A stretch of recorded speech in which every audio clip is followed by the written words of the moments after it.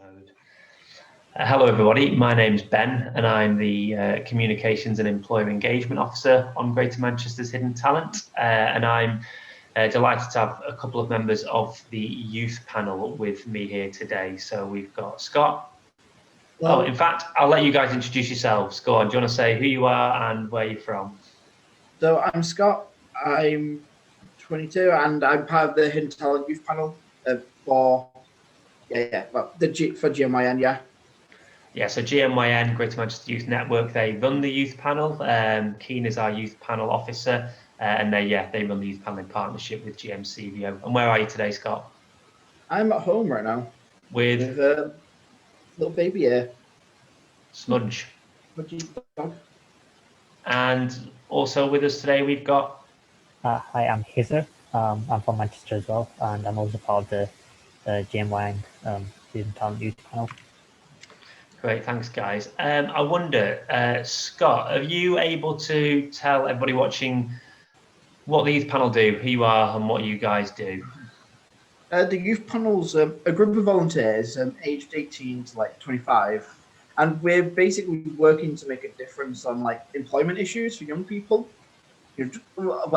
Young people are in Greater Manchester and preferably making a difference anywhere else. We basically help to oversee and like evaluate the Greater Manchester Hidden Talent Program, which basically means that we like make sure that everything's running smoothly, have like an actual youth voice on the program, which I think is probably the most important part. It definitely is, from having that your guys telling employers, telling people who help with employment support what it is you think and what you want, because you guys are young people and you are it speaks truth and it speaks with honesty coming from you guys. So thanks for that, Scott. I'm going to ask you guys, it's been a bit of a strange year, 2020, maybe one we will want to consign to the dustbin of history when it's finished. But we've still been able to do some pretty good stuff this year as a youth panel. I'm going to ask you what your favourite pieces of work with the youth panel have been and why you think they've been important. So we'll start with you, Kizza, if you want to just say what have you enjoyed this year working with us? So there's been a lot of things that we've done this year, but I've mainly enjoyed the Skills for Care event, where I got to present in front of employers who work in care and talk about the kinds of things that young people look for when they look for a job, and what the best way is to kind of make a job application, make a job description. I also got a chance to talk to them and ask them about their experiences when recruiting young people and how they could improve. So basically had kind of a table-to-table discussion where I got to meet different employers and see what they're doing right and what they're doing wrong, and to give them advice on how to improve.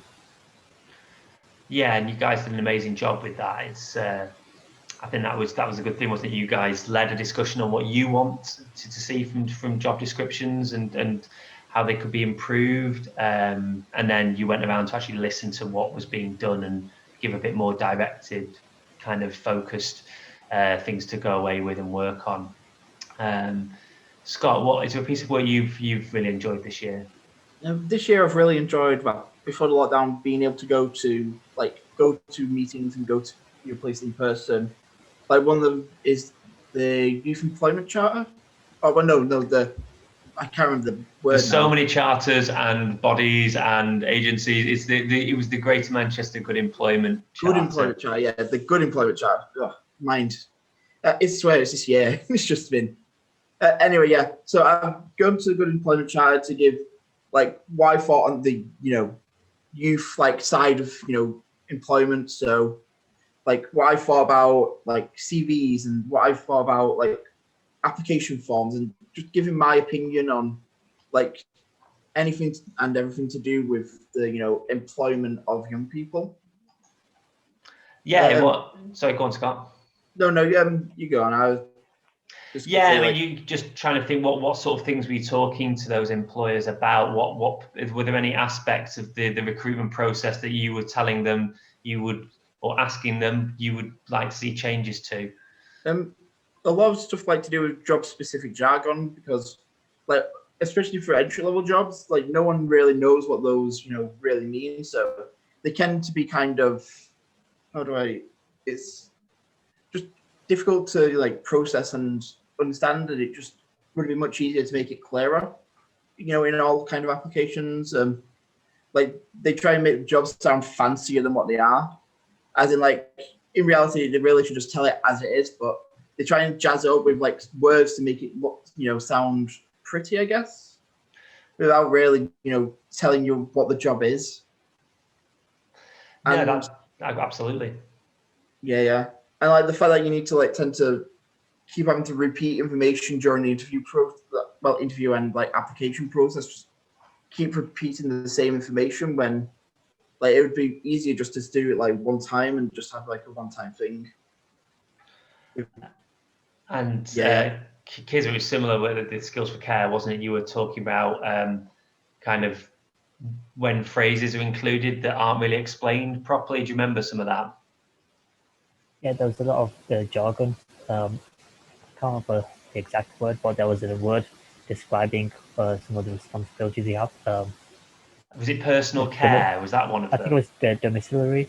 Mm-hmm. So I think the young person would know what that actually means. And even we didn't know what that means until we were told.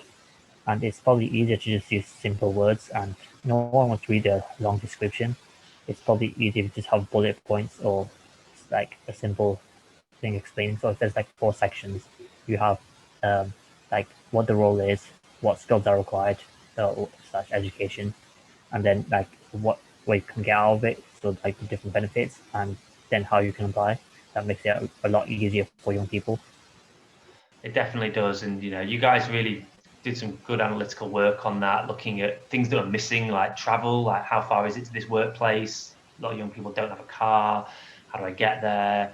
If you're going to talk about values, what do you remember, Scott? You talked to employees at the Good Employment Charter about that, about values. Yeah, being able to like help people, young people especially, with their like personal values by telling them what values like are specifically anyway, because most employers just tend to be like, what are your personal values, without actually telling them anything about their values. And I feel like examples like should be given, just in general, things should be made much more clear for like personal values in general. Does that make sense? Yeah, it does. We were talking about things like honesty, wasn't it? If that's what you want someone to display in an interview or a written job application, give an example of what that might look like to somebody, so they've just got a little bit more to go off. I think, looking forward to next year. Kizza, is there anything you're looking forward to doing with the youth panel, or hoping to do more of? I would like to talk to more employers and people in charge, so that I can talk to them about what young people can offer, their experiences, and how employers and the people in charge could improve, the kind of job market, and how to make it easier for young people to find jobs, etc. But also, if you could create a video where it explains like a typical first day of a young person in work, and the do's and don'ts of what a young person should do and what they shouldn't do, which would make it easier so when young people apply for work, they know exactly what's expected of them. Bit of a walkthrough video for employers. Yeah. And Scott, what about yourself? I'd like to continue working with the like Job Centre Plus. We're doing a bunch of work on their just in general with the Job Centre Plus, trying to make it more like youth friendly and trying to make it just better in general for anyone. And so we've been doing a lot of work previously before the lockdown, and I'm looking forward to continuing that like later, next year. Yeah, you guys have still been able to help, haven't you? You did some work recently looking at these youth hubs that are going to be set up by the Job Centre Plus, and I think you gave Liz some feedback, didn't you, about some of the plans that are already in place in Salford, and she was going to take your recommendations to Bury, where they're going to build another one. So you've still been able to do it remotely, but I totally get what you're saying, Scott. You've been watching sessions, hadn't you, in person? Yeah. So yeah, that's to look forward to. Yeah, thank you both. So that's a bit of a whistle-stop tour of how our youth panel operates. If you want to know more about them, there'll be a link below this video to find out how you can join the youth panel or just look at their work in general. It's really important, influencing work, and as both Scott and Kiz have said, they hold the authorities and the people who have the power to make decisions to account and just give a young person's perspective on youth employment related issues, which is so important. So thank you both. And let's look forward to 2021.